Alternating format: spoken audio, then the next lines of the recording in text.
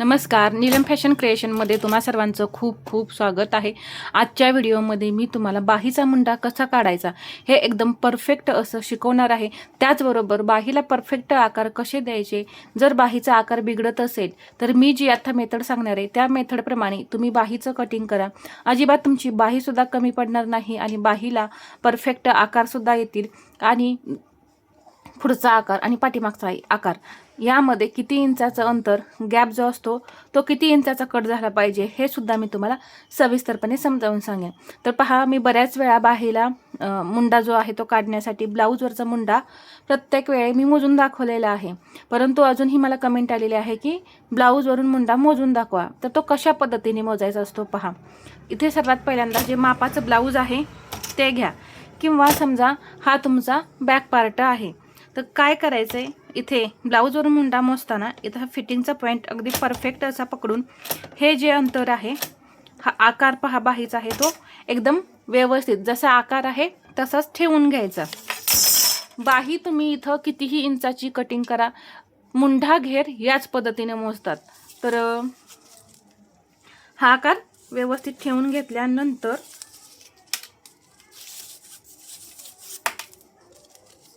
इथे मी मुंडा घेर मोजून घेते पहा।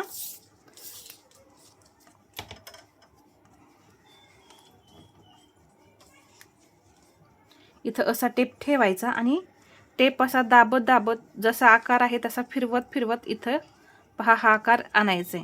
किती आलाय?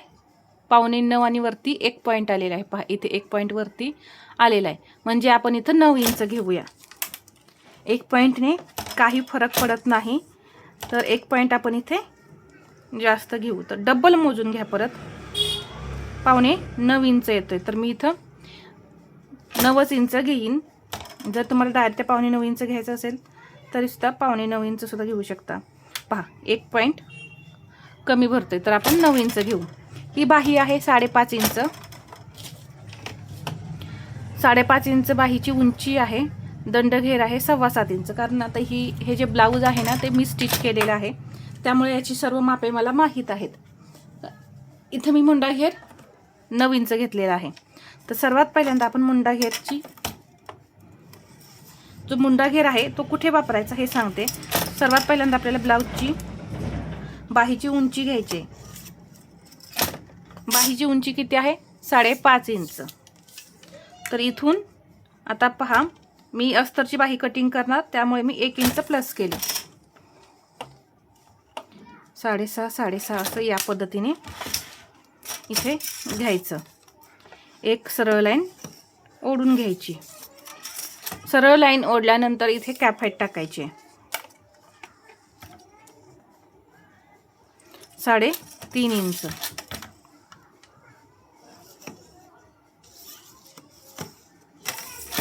साडेतीन इंच कॅप हाईट टाकल्यानंतर मुंडा घेर कुठून टाकायचा?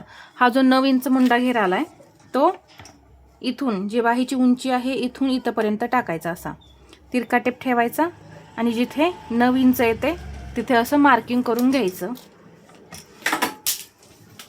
मार्किंग करून घेतल्यानंतर इथे आपल्याला एक तिरकी लाईन ओढून घ्यायची।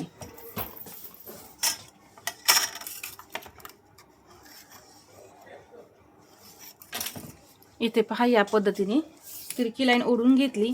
ओढल्यानंतर मी पहा ही लाईन जी आहे ना याचा असं सेंटर करून घेतला, म्हणजे 2 भाग तयार करून घेतले। आपल्याला इथे समसमान 4 भाग तयार करायचे आहेत। आता हा जो एक भाग आहे त्याचा परत सेंटर करून घेतला। परत हा जो एक भाग आहे याचा सेंटर करून घेतला। इथे पहा मी बाहीला आकार देण्यासाठी 1 इंच घेतलं। आता हे जे पॉईंट घेतलेले आहेत ना ते आपल्याला वाढवायचे। तर इथे मी अर्धा इंच वाढवला, इथे सुद्धा अर्धा इंच वाढवला आणि इथून सुद्धा असा अर्धा इंच। 1 2 3 पॉईंट आपण इथे घेतलेला आहे। आता आकार कसे द्यायचे?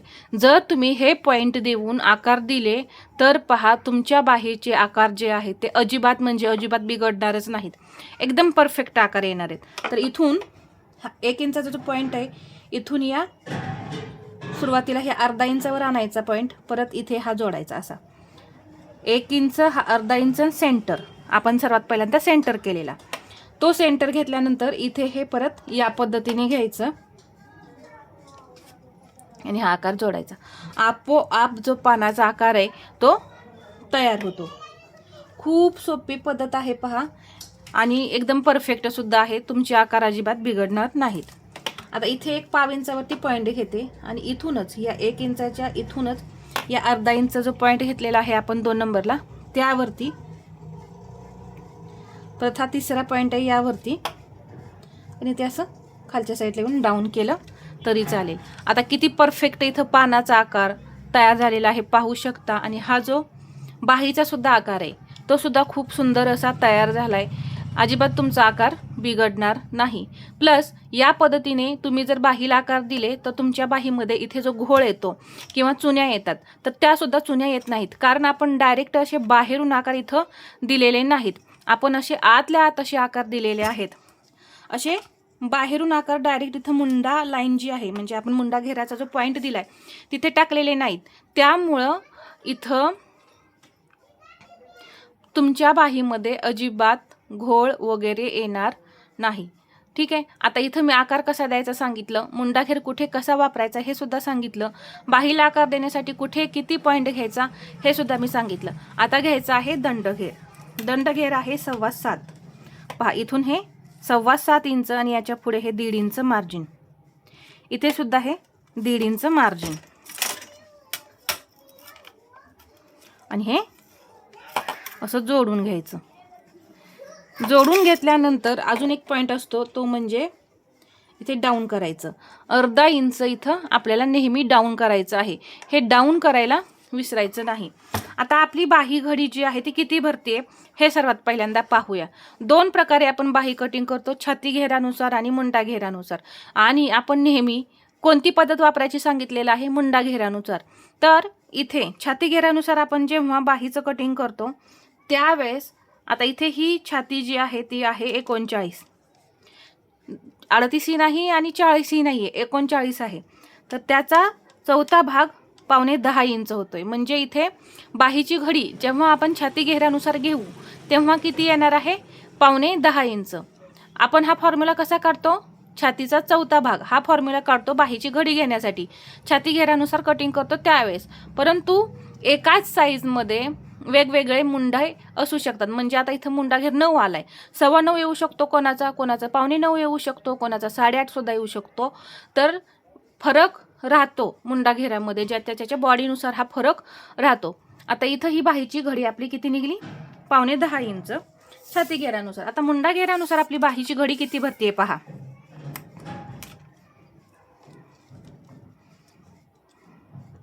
बरोबर 10 इंच ही बाहीची घडी आपली भरत आहे पहा.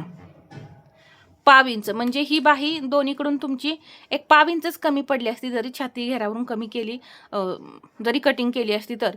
परंतु जर इथं समजा तुम्ही छाती घेरानुसार बाहीचं कटिंग केलं आणि 9.25 इंच तुमची घडी असली आणि तुमचा मुंडा घेर जो आहे इथून 9 ऐवजी 9.5 इंच असता, तर मात्र इथं तुमची ही बाही आहे ती कमी पडली असती. कारण मुंडा घेरानुसार अजून ही बाही आपली अर्धा इंच वाढली असती आणि छाती घेरानुसार 9.25 इंच चढली असती, मग ही बाही आपली कमी पडली असती.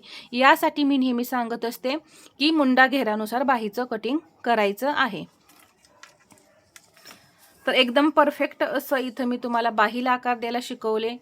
प्लस इथं तुमची बाही मुंडा कसा मोजायचा आहे हे सुद्धा मी सांगितलेले आहे. तर हा आजचा व्हिडिओ तुम्हाला कसा वाटला हे मला कमेंटमध्ये सांगा. आणि व्हिडिओ आवडला असेल तर लाईक करा, शेअर करा आणि असेच नवनवीन व्हिडिओ पाहण्यासाठी आपल्या चॅनलला सबस्क्राईब करायला विसरू नका. धन्यवाद.